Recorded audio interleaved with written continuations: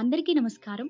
ఈరోజు మన వీడియోలో డిగ్రీ సెకండ్ ఇయర్ థర్డ్ సెమిస్టర్లోని మొదటి యూనిట్లోని 3వ పాఠ్యాంశమైన గుణనిధి కథ గురించి తెలుసుకుందాము. ఈ కథ యొక్క రచయిత గారు శ్రీనాథుడు.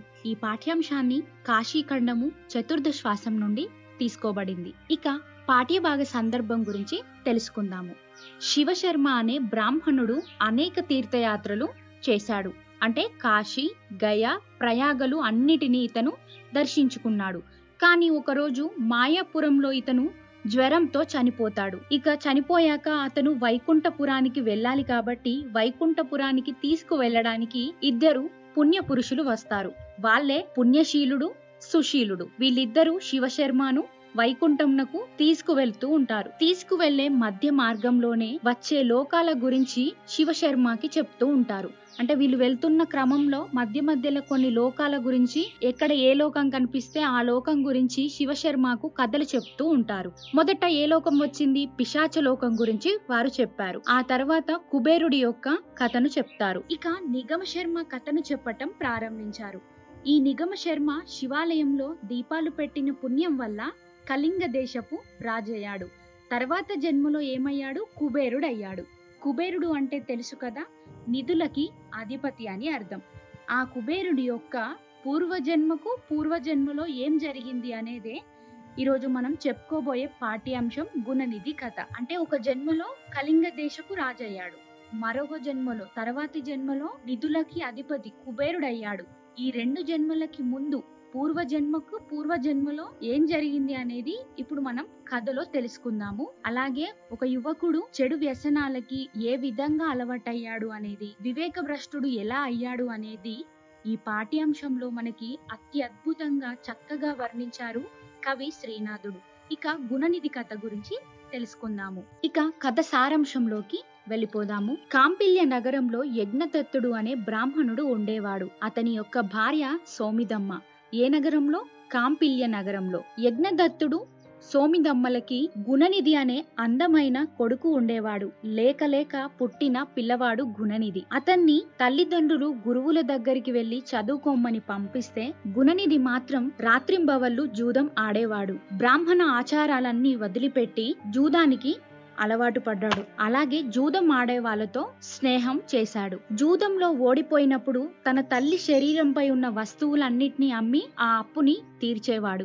గుణనిధికి తల్లి ఎంత చెప్పినా వద్దు అని చెప్పినా గుణనిధి వినకపోయేవాడు. తల్లి గుణనిధికి జూదంలో స్నేహం చేయవద్దని, జూదం ఆడవద్దని ఎన్ని మంచి మాటలు చెప్పినా గుణనిధి వినేవాడు కాదు. వాళ్ళ తండ్రి చెప్పినట్లు చేయమని పదే చెప్తూ ఉండేది. కానీ గుణనిధి మాత్రం వినేవాడు కాదు. యజ్ఞదీక్షితుడు ఇంటి పనుల తొందరలో కొడుకు యొక్క ప్రవర్తన గురించి పెద్దగా శ్రద్ధ చేయలేదు. ఇంటి పనుల్లో నిమగ్నమై కొడుకు మీద శ్రద్ధ చేసేవాడు కాదు. కానీ అప్పుడప్పుడు మాత్రం కొడుకు గురించి తన భార్యని అడుగుతుండేవాడు. అప్పుడు ఆమె గుణనిధి చదువుకుంటున్నాడని, తన దగ్గరే ఉన్నాడని అబద్ధాలు చెప్పేది. ఎందుకంటే గుణనిధి లేక పుట్టినవాడు కాబట్టి. అందుకు పుత్ర ప్రేమతో అతడు చెడు దారిలో వెళ్తున్నా, జూదం ఆడుతున్నా కానీ తన తల్లి గారాబంతో ప్రేమతో వెనకేసుకొని వచ్చేది. తన యొక్క తప్పులను కూడా కప్పిపుచ్చేది. ఇక గుణనిధికి 16 సంవత్సరాల వయసులోనే పెళ్లి చేస్తారు. ఒకరోజు తల్లి గుణనిధికి ఈ విధంగా చెప్తుంది. నాయన గుణనిధి, నీవు రోజు జూదం ఆడుతూ చెడు వ్యసనాలకు అలవాటయ్యి వీధుల్లో వెర్రివాడిలాగా తిరుగుతూ ఉన్నావు. ఇలా తిరగటం వల్ల మన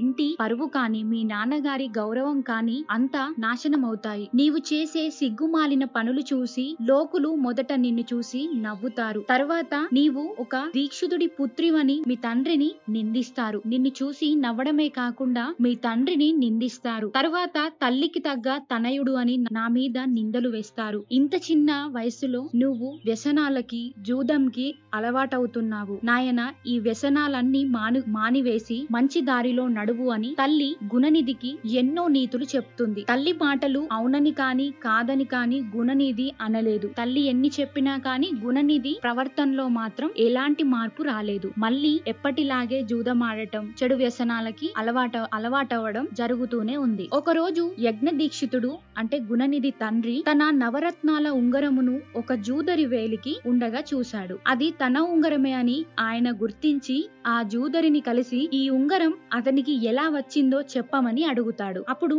ఆ జూదరి దీక్షితుని కుమారుడు గుణనిధి జూదంలో ఓడిపోయిన ధనానికి బదులు ఈ ఉంగరాన్ని తనకు ఇచ్చాడని చెప్తాడు. అదేగాక ఇంట్లో వస్తువులన్నీ తాకట్టు పెట్టి జూదంలో ఆడుతూ తిరుగుతున్నాడని, జూదంలో గుణనిధి అంత గొప్పవాడు మరొకడు లేడు అని ఆ జూదరి చెప్తాడు. అంటే గుణనిధి జూదంలో ఓడిపోవటంతో ఆ ఉంగరాన్ని ఇతని దగ్గర డబ్బుకు బదులు ఇతనికి ఆ ఉంగరాన్ని ఇస్తాడు. ఆ ఉంగరాన్ని తన తండ్రి చూసి ఇక తండ్రికి విషయం అంతా అర్థమైపోయింది. గుణనిధి జూదం ఆడుతున్నాడు, ఇంత చెడు ప్రవర్తన కలిగిన వాడు తన కొడుకు అని కోపంతో ఉంటాడు. ఇక యజ్ఞదత్తుడు కోపంతో సిగ్గుతో ఇంటికి వచ్చేసి కోపంగా తన భార్యను పిలిచి ఉంగరాన్ని తెచ్చి ఇమ్మని అడుగుతాడు. దానికి వాళ్ళ భార్య కంగారు పడుతూ భోజనం తర్వాత ఇస్తానండి, స్నానం అయ్యాక ఇస్తానండి, ఇప్పుడు చూడలేనండి, పనిలో ఉన్నానండి అని అబద్ధాలు చెప్పి తప్పిస్తూ ఉండేది. కానీ యజ్ఞదత్తుడు ఆ ఉంగరాన్ని తెచ్చి ఇమ్మని పట్టుపడతాడు. దానికి వాళ్ళ భార్య ఇప్పుడు నాకు తీరిక లేదండి, భోజనాలు పూర్తయ్యాక తెచ్చిస్తానని చెప్పింది. ఇక యజ్ఞదత్తుడు కోపంతో ఊగిపోతూ నీవు చెప్పింది నిజమా? నీ కొడుకు స్నానం చేయకపోయినా చేశాడన్నావు, స్నానం సంధ్యావందనం చేయకపోయినా చేశాడన్నావు, చదవకపోయినా చదువుతున్నాడు అని ఎన్నో అబద్ధాలు చెప్పావు. అబద్ధాలు ఆడటం వల్ల నీకు ఏం ఫలితం వచ్చింది? నీ మాటలు నమ్మి కొడుకును గురించి విచారించి కాపాడుకోలేకపోయాను. కొడుకుని మూర్ఖుణ్ణి భ్రష్టుణ్ణి చేశావు. నీవు కొడుకుని నాశనం చేశావు. అలాగే ఇంట్లో ధనాన్ని వస్తువులని అన్ని జూదంలో పెట్టి ఇంటిని నాశనం చేశావు.